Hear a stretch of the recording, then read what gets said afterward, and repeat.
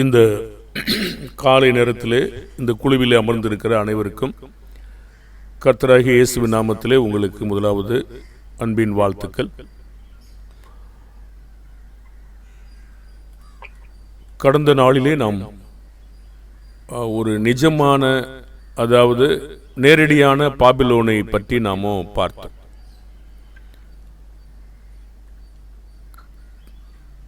அந்த பாபிலோனை நம்ம பார்த்தபோது பிறகு கடைசியில் நம்ம ஒரு வார்த்தை சொன்னோம், பாபிலோனுக்கும் குணமாகும்படி, அதாவது மனம் திரும்புவதற்கு தேவன் அதற்கு வாய்ப்பு கொடுத்தாரா? நிச்சயமாக பாபிலோனுக்கும் தேவனுடைய ஜனங்களுக்கும் தேவனுடைய ஜனங்கள் அல்லாத அவரால் படைக்கப்பட்ட அனைவருக்கும் வாய்ப்பு தரத்தான் செய்கிறார். கடைசியில் வாய்ப்பு தந்த பிற்பாடு அவர்கள் குணமாகாத போது அவருடைய கோபாக்கினை அவர்கள் மேலே வருது அப்படிங்கிறதாக பார்க்க நம்ம இருந்தோம். இதனால நம்ம வெளிப்படுத்தின விசேஷம் 18ஆம் அதிகாரம் 300 மட்டும்தான் படிச்சிருக்கோம், இன்னும் வசன பகுதிக்கு போகல. 4ஆம் வசனத்தில் சொல்றாரு, பின்பு வேறொரு சத்தம் வானத்திலிருந்து உண்டாக கேட்டேன், அது என் ஜனங்களே, நீங்கள் அவளுடைய பாவங்களுக்கு உடன்படாமலும் அவளுக்கு நேரிடும் பாதைகள் அகப்படாமல் இருக்கும்படிக்கு அவளை விட்டு வெளியே வாருங்கள். இது ஒரு அருமையான பாடம். இன்றைக்கு இருக்கிற கிறிஸ்தவர்களுக்கு உலகத்தை விட்டு வெளியே வரும்படி போதிக்கலாம். சரி, இந்த பாபிலோனை ஏன் இப்படி வர சொல்லிட்டாருன்னு கேட்டீங்கன்னா, பாபிலோனுக்கு மனம் திரும்புவதற்கு வாய்ப்பு கொடுத்தார். அதற்காக அவர் என்ன செய்தார்னு பார்த்தீங்கன்னா, எரேமியா 51:7-8-9 பாபிலோன் கர்த்தருடைய கையில் உள்ள பொற்பாத்திரம், அது பூமி அனைத்தையும் வெறிக்க பண்ணினது, அவ்வளவு அளவுக்கு பாவங்களை பரவ செய்திருக்கிறது, அதன் மதுவை ஜாதிகள் குடித்தார்கள். ஏன் இதை மது அப்படின்னு விவரிக்கப்படுதுன்னு கேட்டீங்கன்னா, பாவம் செய்வதில் உலகம் ரொம்ப பிரியமாக செய்யுது. ரோமர் 1ஆம் அதிகாரம் நீங்கள் 28 32 வரைக்கும் 31 வரைக்கும் பார்த்தீங்கன்னா, தாங்கள் செய்கிறதும் அல்லாமல் ஒரு 32 பாவத்துக்கு மேலே இருக்கிறத மற்றவங்க மேலேயும் பிரியப்படுறாங்க. அது பயங்கரமான பாவம். அப்போ ஒரு மதுவை ஜாதிகள் எப்படி இன்னைக்கு பிரியப்பட்டு குடிப்பாங்களோ, வேசித்தனமும் மதுவும் இருதயத்தை மயக்கும். அப்போ இந்த மாதிரி இந்த பாவத்தை விரும்பி செய்கிற மக்களாக தான், போதையோடு சேர்த்து குடிக்கிற மக்களாக தான் இருக்கிறாங்க. அதனால் ஜாதிகள் புத்தி மயங்கி போனார்கள். இப்போ பாபிலோன் சடுதியில் விழுந்து தகர்ந்தது, அதற்கு அலறுங்கள், அதன் நோவையாற்ற பிசின் தைலம் போடுங்கள், ஒரு வேலை குணமாகும். ஒரு வேலை, இந்த ஒரு மாயவத்தைக்காரன் ஒருத்தர் இருந்தான் இல்லையா, அவனை பார்த்து சொன்னார், ஒரு வேலை அப்படின்னார்.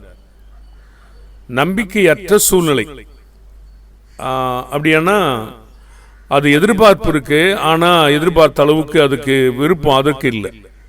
இப்போ பாபிலோனை குணமாகும்படி பார்த்தோம், அது குணமாகவில்லை. அதுக்கு என்ன சொல்றாருன்னா, அதன் நோவை ஆற்ற பிசின் தைலம் போடுங்கள். 51:8 இருக்க எரேமியால ஒரு வேலை குணமாகும் சொன்னார். பாபிலோன் குணமாகும்படி பார்த்தோம், அது குணமாகவில்லை, அதை விட்டுவிடுங்கள், நாம் அவரோர் நம் தேசங்களுக்கு போக்கடவும். அதன் ஆக்கினை வானம் மட்டும் ஏறி ஆகாய மண்டல பரியந்தம் எட்டினது. அப்போ ரொம்ப தூரத்துக்கு போயிடுச்சு. சோதம் குமர அக்கிரமம் மாதிரி வான பரியந்தம் அது போயிடுச்சு. சரி, கேள்வி என்னவென்றால், தேவன் தம்முடைய பிள்ளைகளுக்கு மாத்திரமல்ல, அவரால் சிருஷ்டிக்கப்பட்ட படைக்கப்பட்ட அனைவருக்கும் வாய்ப்பு தருகிறார். என எசேக்கியேல் 18:4 சொல்றாரு, இதோ எல்லா ஆத்துமாக்களும் என்னுடையவைகள், தகப்பனின் ஆத்துமா எப்படியோ அப்படியே மகனின் ஆத்துமாவும் என்னுடையது, பாவம் செய்கிற ஆத்துமா தான் சாகும். ஆபிரகாமுக்கு தேவன் ஒரு வாக்குத்தத்தம் பண்ணார். அப்போ இஸ்ரவேல் மக்களுக்கு பிதாக்களுக்கு கொடுப்பதற்காக கானான் தேசத்தில் வசிக்கிற குடிகளை குறித்து அவர் என்ன சொன்னார் என்றால், அவங்களுக்கு வாய்ப்பு கொடுக்கப்பட்டது. அப்போ ஆதியாகமம் 15ஆம் அதிகாரம் 16ஆம் வசனத்தில் 4ஆம் தலைமுறையில் அவர்கள் இவ்விடத்திற்கு திரும்ப வருவார்கள். யாரு? வாக்குத்தத்தம் பண்ணப்பட்ட சந்ததி. ஏன் 4ஆம் தலைமுறையில் வருவாங்கன்னா, எமோரியருடைய அக்கிரமம் இன்னும் நிறைவாகவில்லை. அப்ப தேவன் ஒரு மனிதனை காலத்துக்கு முன்னாடி அவனை கொல்றதும் கிடையாது, அழிப்பதும் கிடையாது. நாமும் நமக்கு நாமே என்ன சொல்றது மாதிரி சூனிய வச்சுக்கிறது மாதிரி தான் இருக்குது. அவங்க அக்கிரமம் நிறைவாகணும்னு தேவன் விரும்புவதில்லை. ஆனால் அவங்க மனம் திரும்புறதும் இல்லை, அதை குறைக்கிறதும் இல்லை, மனஸ்தாபப்படுகிறதும் இல்லை. பாவத்தோட பாவத்தை கூட்டிக்கிட்டே இருக்காங்க. ரோமர் 2ஆம் அதிகாரத்தில் பார்த்தீங்கன்னா கோபாக்கினையை குவித்துக் கொள்கிறாயே. அப்போ அதிகமான பாவம். யாக்கோபு 1 பார்த்தோம்னா கர்ப்பம் தரித்து பாவம் பூரணமாகும் போது மரணத்தை பிறப்பிக்கும் என்று ஒரு வார்த்தை இருக்கிறது. அப்போ இது கொஞ்சம் கூட அதுக்கான மனஸ்தாபமோ திருந்துவதற்கான வாய்ப்புகளோ அது பெற்றது மாதிரி நமக்கு தெரியல.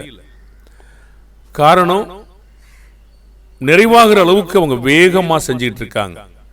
அப்ப இந்த பொல்லாத துன்மார்க்கமாக அதிகமான பாவங்களை இந்த புறஜாதி மக்கள், கானான் தேசத்தில் வாழ்ந்த மக்கள் அதிக நிறைவாகிறதுக்கான வேலை செஞ்சுக்கிட்டே இருக்காங்க. அவங்களுக்கும் தேவன் ஒரு வாய்ப்பை கொடுத்தார். அத்தனை தலைமுறை வரைக்கும் வாக்குத்தத்தம் பண்ணப்பட்டிலிருந்து காத்திருக்கார்.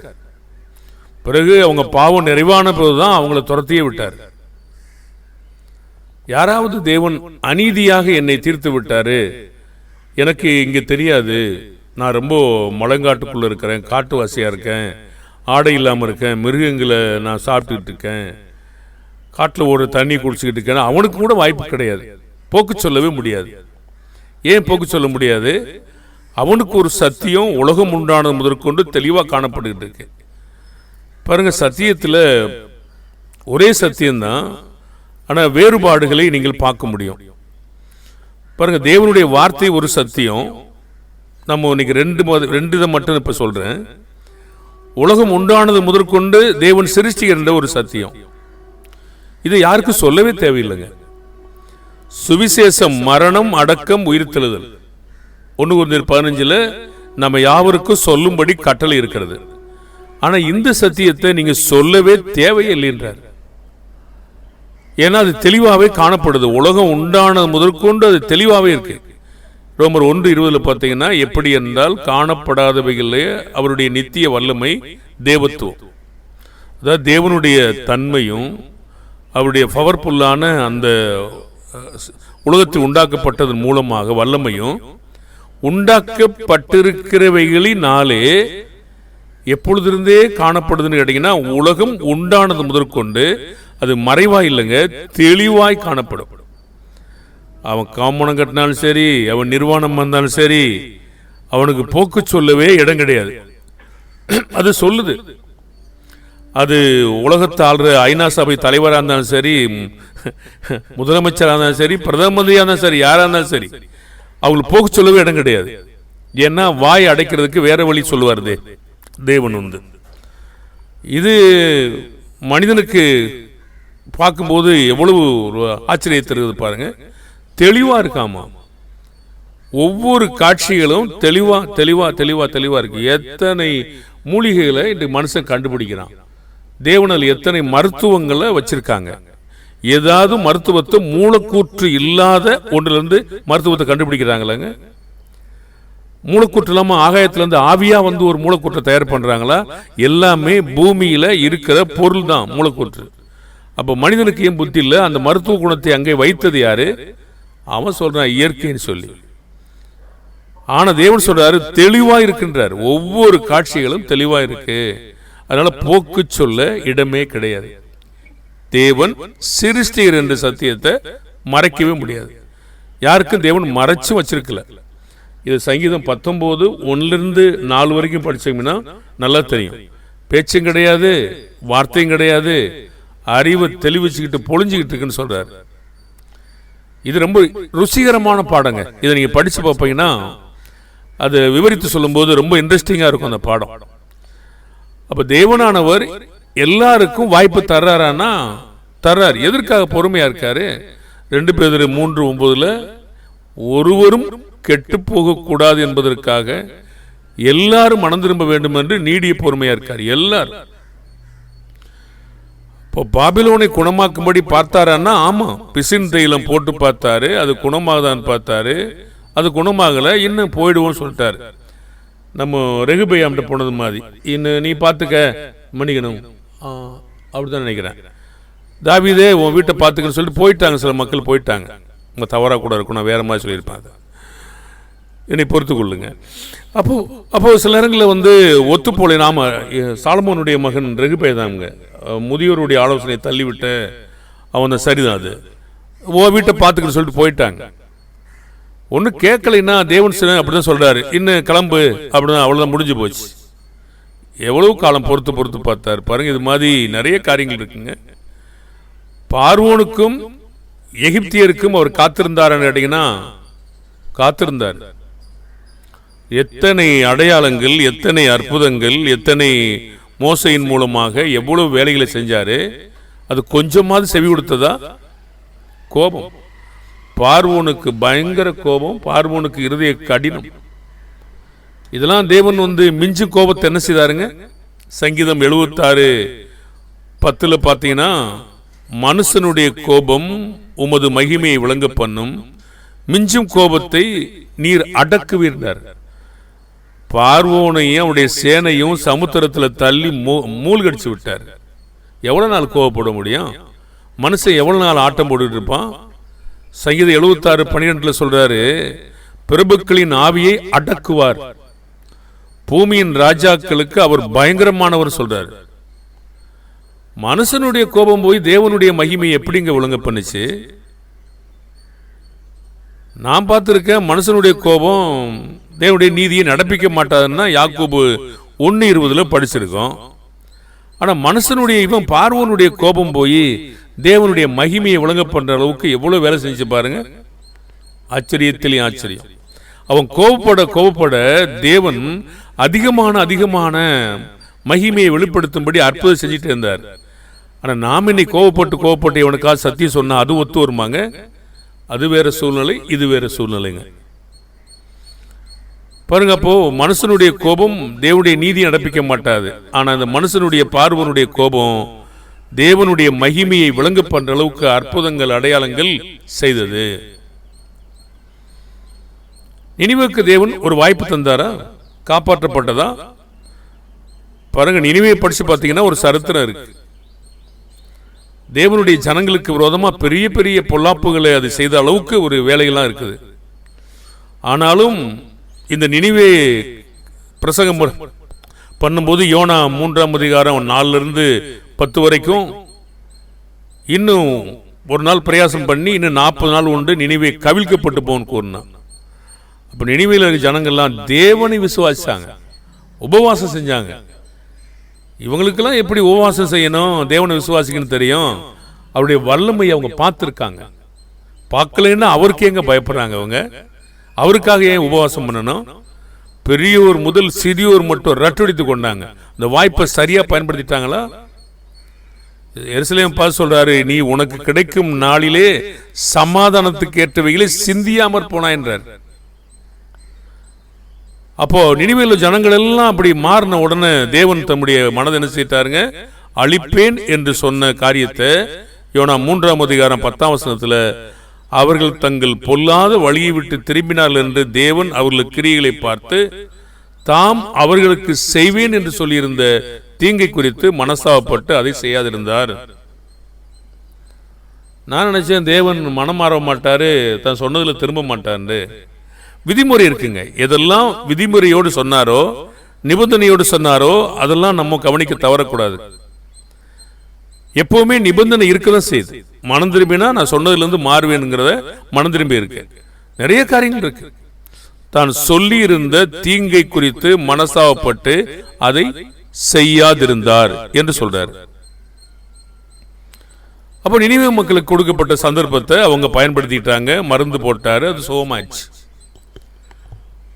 தேவன் தம்முடைய ஜனமாகி யூதர்களுக்கு சொன்ன சத்தியத்தை நினிவேக்கு அந்த ஒரு ராஜஸ்திரி இருக்காளே அவளுக்கு சொல்லியிருந்தா இவர்களோடு ஒப்பிட்டு பார்க்கும்போது என்ன அவங்க சொல்லுவாங்கன்னு ஏசு சொல்றாருங்க. மத்தேயு 12:39-42 வரைக்கும் இவங்க ஒரு பொல்லாத விபச்சார சந்ததி என்று சொல்றாரு. யார? யூதர்களை. யோனா தீர்க்கதரிசியின் அடையாளமே தவிர எதுவுமே கொடுக்கப்படாது. யோனாவின் பிரசங்கத்தை கேட்டு நினிவே பட்டணத்தார் மனம் திரும்பினார்கள். இதோ யோனாவிலும் பெரியவர் இங்கே இருக்கிறார். ஆதலால் நியாயத்தீர்ப்பு நாளிலே நினிவே பட்டணத்தார் இந்த சந்ததியாரோடிலிருந்து இவங்க மேல கூட்டம் சுமத்துவாங்க. இந்த காலத்துல அவங்க இல்ல, ஆனா இவங்க மேல அவங்க எப்படிங்க நியாயத்தீர்ப்பு நாள்ல இல்லாத மக்கள் இருக்கிற மக்கள் மேல போய் அவங்க பழைய ஏற்பாடு காலத்துல வாழ்ந்தாங்க, அதுவும் பழைய ஏற்பாட்டு அவங்களுக்கு கிடையாது, அவங்க ஒரு புறஜாதிகள், இவங்க மேல இப்படி குற்றம் சுமத்துவாங்க? இவ்வளவு சத்தியம் உங்களுக்கு சொல்லியிருக்குங்க, அவங்களுக்கு கொஞ்சம் தான் சொல்லியிருக்காங்க பாருங்க. அந்த கருத்துல அது அப்படி இருக்கு.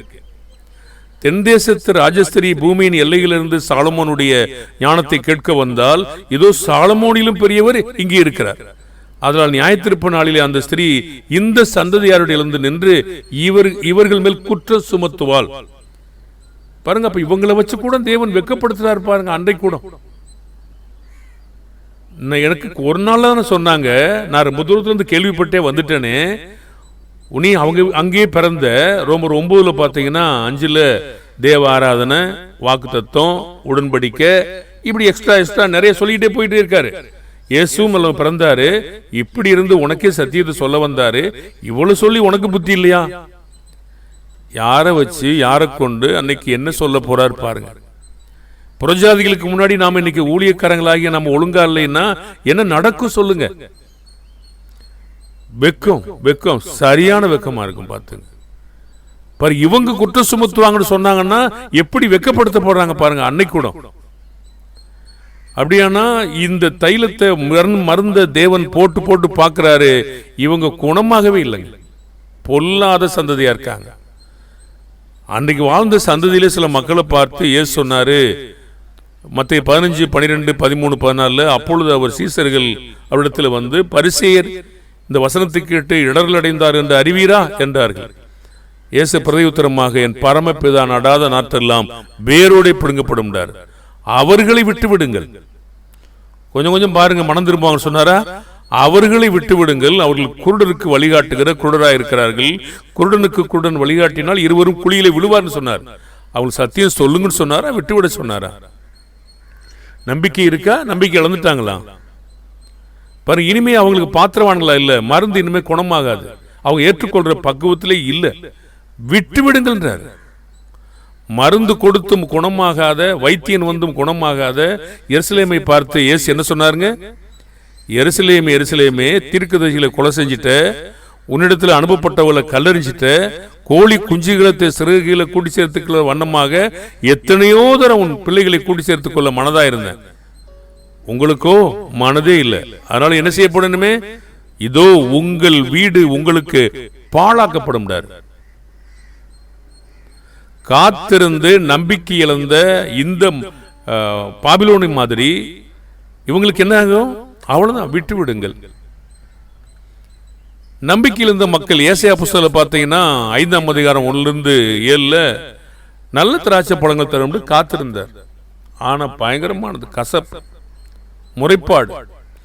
இனி பார்த்தாரு, இனிமே திராட்சை தோட்டத்துக்கு நான் செய்ய போறதை பார்த்தீங்கன்னா வேலி எடுத்துருவேன், அதனுடைய அடைப்பை தகர்த்துருவேன், பாழாக்கிடுவேன், அதை மேகங்களுக்கு கட்டையிடுவேன், அவ்வளவுதான், மொத்தம் போச்சு. பாருங்க, சேனைகளுடைய அந்த கர்த்தருடைய தோட்டம் இஸ்ரவேல் வம்சம்ன்றார். சில மக்கள் அழிச்சே போட்டாரா?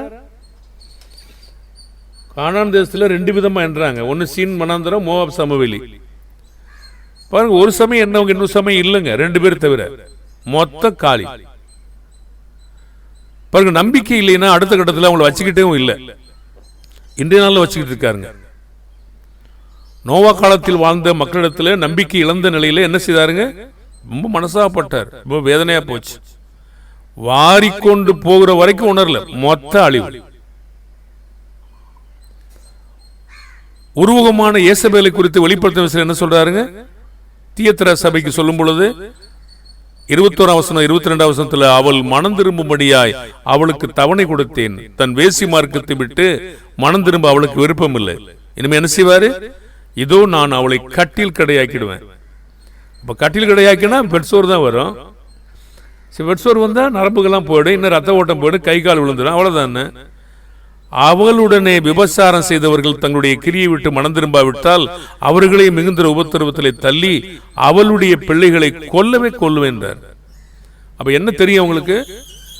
நானே உள்ளந்திரியங்களையும் கிட்னிஸ் உள்ளந்திரியங்களையும் இருதயங்களையும் ஆராய்கிறவர்களுடைய எல்லா சபைகளும் அறிந்து கொள்ளும், அன்றியும் உங்களில் ஒவ்வொருவனுக்கு அவன் கிரியின்படியே பலனளிப்பேன் சொல்றார். பிரியமான தேவனுடைய பிள்ளைகளே, பாருங்க, தேவன் எல்லாருக்கும் ஒரு வாய்ப்பு தர்றார். காத்து இருக்கார், பொறுமையா இருக்கார், சகித்துட்டு இருக்கார், பாவங்களை பொறுத்து கொண்டிருக்கார். நம்பிக்கை இழந்து போறார். கடைசியில் தேவன் தான் உண்டாக்கின அந்த மனுஷனுக்காகவே மனஸ்தாபப்பட்டு போயிட்டார். இந்த சிருஷ்டியை நாம ஏன் செஞ்சோம் அப்படிங்கிற அளவுக்கு போயிட்டார். பாருங்க, அதுக்காக ஒரே பேரான குமாரனையே அவர் கொடுத்தார். ஜனங்கள் வெளிப்படுத்தின விசேஷம் படிக்கும்போது இன்னும் படிப்போம், நம்ம தூசித்தாங்களே தவிர ஒரு சிலர் மனம் மாறினாங்க. பயங்கரமான மக்களா இருக்காங்க கடைசி வரைக்கும். இது என்ன சொல்லுது? இது நமக்கு என்னங்க எச்சரிக்கை கொடுக்குது? மற்ற மக்களை காட்டிலும் நாமகரண கிறிஸ்தவர் என்று எண்ணப்படுகிற மக்களை காட்டிலும் கிறிஸ்துவன் சபையாருக்கு தெரியும். கிறிஸ்துவன் சபையார் என்பவர்களை விட அங்கு ஊழிய செய்கிற மனுஷங்களுக்கும் மேய்ப்பர்களுக்கும் அதிகம் தெரியும்.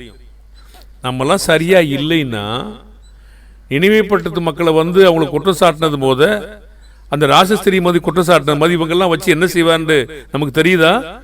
பயந்துருக்கணுமா? இல்ல நம்ம சாதாரணமா இருக்கணுமா? சபையாரை வச்சு குற்றப்படுத்தி போடுவார் பாருங்க. அவங்க செஞ்சவர் நம்மளை செய்யறதுக்கு ரொம்ப நேரம் செல்லுமாங்க. ரொம்ப ரொம்ப கவனமாகவும் பயமாகவும் நம்ம இருக்கணும். தேவனுக்கு முன்னாடி அஞ்சி நடுங்கணும். அவருடைய பிரமாணங்களை போதிக்கிறதுக்கு நமக்கு பயந்துருக்கணும். ஒவ்வொரு பிரமாணங்களையும் கடைபிடிக்கிறோமா, ஜாக்கிரதையா இருக்கமா? இல்லைன்னா இவங்களை வச்சே நம்ம வீட்டில் இருக்கிற மனைவியை வச்சு நம்மளை குற்றப்படுத்தி போடுவார். நம்முடைய பிள்ளைகளை வச்சு வேலைக்காரியை வச்சு குற்றப்படுத்தி போடுவார். வெக்கம். தைரியமானவர்களா இருக்கணும். பூரண அன்புல வளரணும். நம்ம அப்படி இருப்போம். வாய்ப்புகளை பயன்படுத்துவோம். கர்த்தர் நம்மை ஆசீர்வதிப்பாராக. நன்றி சகோதர சகோதரிகளே.